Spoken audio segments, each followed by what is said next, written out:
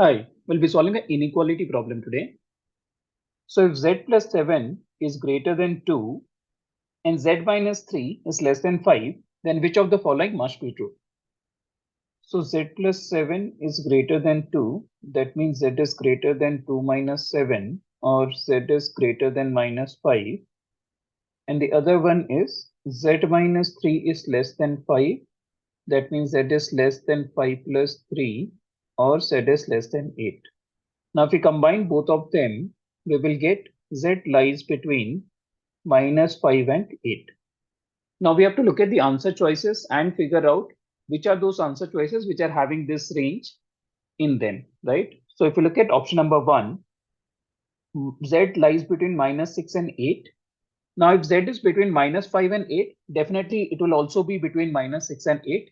So, this option is true. Now, we can mark A as the answer choice and move on, but let's look at other options also. So z is between minus 5 and 2. Now the reason this option is wrong because z is actually between minus 5 and 8. And here the other range is z is less than 2. Now in this case, z can very well be 3, 4, 5 and so on, right? It can very well be some decimal values between them. So that's why this answer is not correct because z can have other values which are not inside this range. If you look at option number C, z lies between 2 and 5. Again, the same issue on both the sides. Z can be lesser than 2 also, and z can be greater than 5 also, right? So this is also not true. The same issue with option number D, z can be lesser than 4 or can be greater than 5. And with option number E, the issue is on the left hand side, right? Because z can very well be less than 5. So answer will be option number A in this case.